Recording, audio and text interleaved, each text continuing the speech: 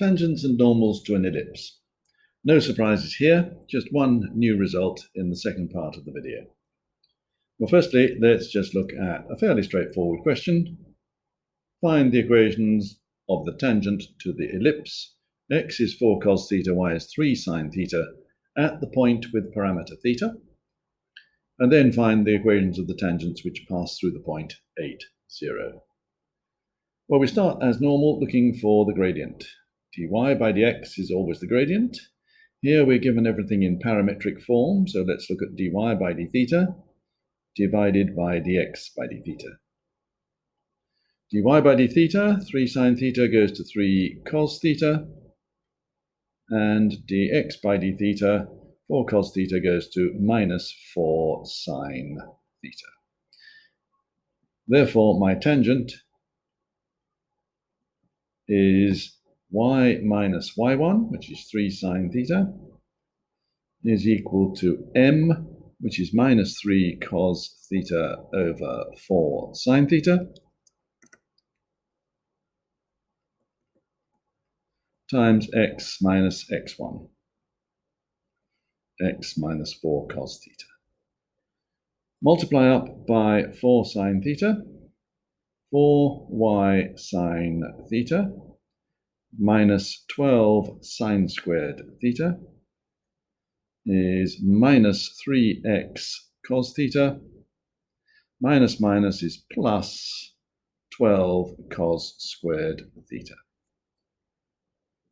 Bring the 3x cos theta over here, plus 4y sine theta, add 12 sine squared theta and 12 cos squared theta, and you just get 12. So there is the tangent at the point with parameter theta. Well, now if we look at passing through 8, 0. X is 8, 24 cos theta, plus 4y, that's nothing, sine theta is 12. Which gives you that cos theta is equal to a half, and so theta is plus or minus pi by 3. So we have theta is plus or minus pi by 3. When theta is plus pi by 3, the equation of the tangent is going to be 3x cos pi by 3. Cos pi by 3 is a half. Sine pi by 3 is root 3 over 2, so that is 2y root 3. And that's 12. Make it look a little bit nicer.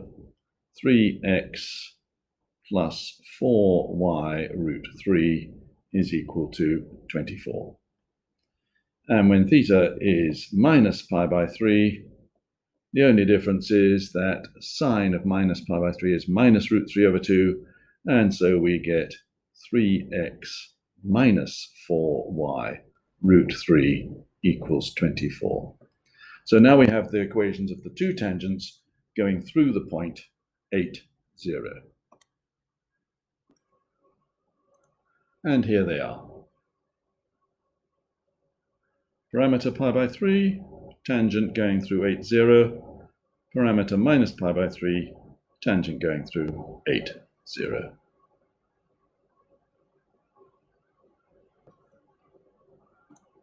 Now we look at the condition for a straight line y equals mx plus c to be a tangent of the ellipse x squared over a squared plus y squared over b squared equals 1. Well, the first thing we're going to do is to look for the intersection of the line with the ellipse. So they're going to intersect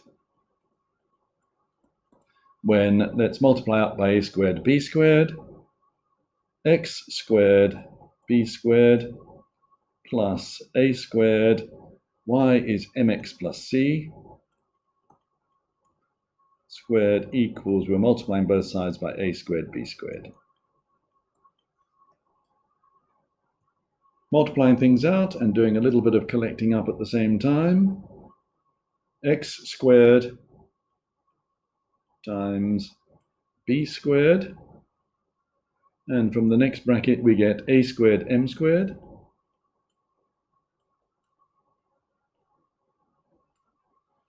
The middle term from the bracket is 2a squared mcx.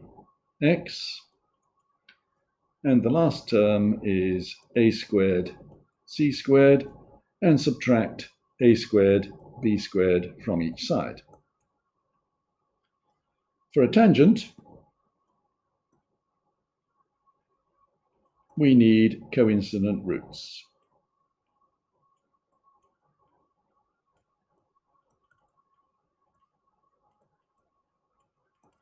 Coincident roots of a quadratic equation means that b squared minus 4ac is equal to 0.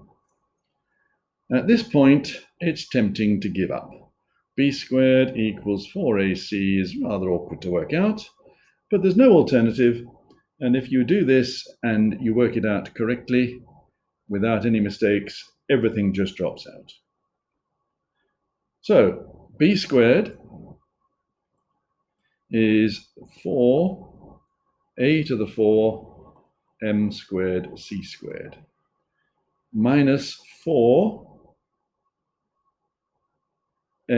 is b squared plus a squared m squared,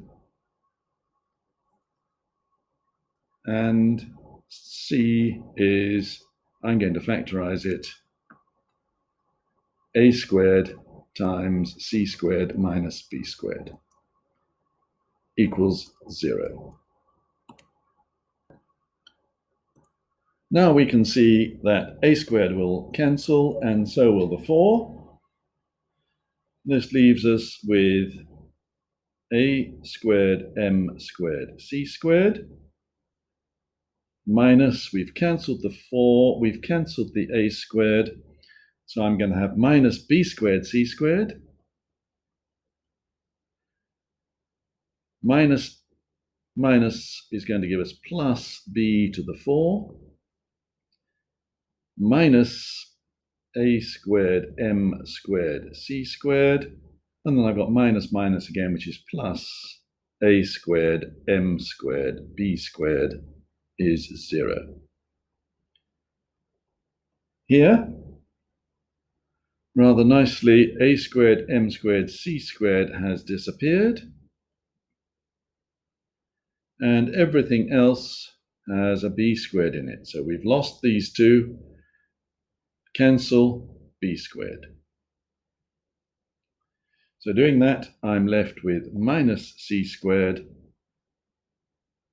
plus b squared plus a squared m squared equals 0, which gives us that b squared plus a squared m squared equals c squared, which is the result we were asked to prove.